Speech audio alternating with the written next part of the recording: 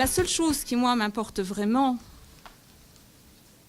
pour le Luxembourg et pour l'ensemble de l'Union européenne, et je crois que ce sera la note positive, qui, moi, m'intéresse au plus haut point, c'est que ce sont tout de même, en regardant l'ensemble de l'Union européenne, eh bien, les partis pro-européens qui, finalement, ont gagné. Nous parlons des extrêmes, nous parlons de ces résultats, ce qui est tout à fait vrai, mais ce qui domine encore en Europe, c'est une adhésion à l'Union européenne. Même s'il y a beaucoup d'abstentions, et je voudrais y revenir encore une fois. N'empêche que ceux qui s'expriment pour l'Europe.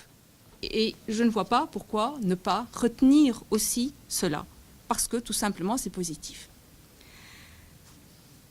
Pour la montée des extrêmes, alors je vais me contenter, M. Hoffmann, de parler effectivement à ce moment-là tout simplement du Front National, parce que ce sont nos voisins, parce que pour moi personnellement, cela a été un réel choc quand la première fois sur l'écran de télévision, j'ai vu en première place le Front National, et ce n'était pas encore les élections, c'était au niveau des sondages, et je dois dire que c'était un réel choc.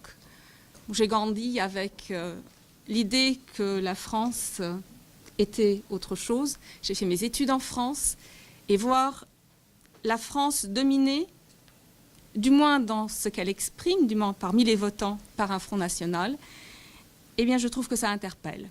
Et ça interpelle pour de nombreuses raisons. Je trouve qu'on est face à un cocktail assez explosif. Quand une Marine Le Pen a l'audience qu'elle a maintenant, puisque c'est logique, les médias lui donnent la parole à cause du succès qu'elle a, et quand j'entends ce qu'elle dit, parce que j'écoute quand même ce qu'elle dit, je me dis que ce n'est plus anodin. Ça m'inquiète quand elle parle contre l'Europe, de la façon dont elle parle. Mais je dois dire que, je l'avais déjà évoqué, M. Claes, dans l'autre réunion où on était, quand je l'entends tout de même, de manière précise, désigner l'Allemagne comme un coupable de la situation, quand elle utilise le vocabulaire qu'elle utilise et qui sont les termes de haine à l'égard de l'Allemagne, quand elle dit que ce n'est pas anodin, ce n'est plus anodin.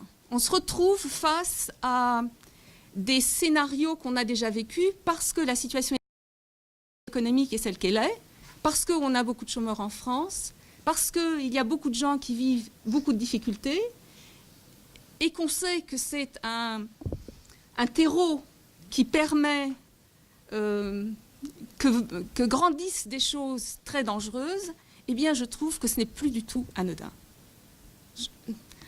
Il y a cette expression allemande qui dit « Während den Anfängen ». Je ne voudrais pas qu'on dise un jour « Mais est-ce qu'ils n'avaient rien vu ?»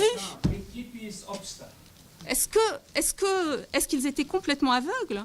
Est-ce qu'ils n'ont rien appris de l'histoire? Parce que si cette union s'est effectivement créée, c'était en grande partie où le grain a été quand même celui de rapprocher cette Allemagne et cette France qui devait grandir et devenir quelque chose de fraternel. Eh bien là, pour le moment, c'est un autre courant qui s'exprime. Je trouve qu'il ne faut vraiment pas minimiser.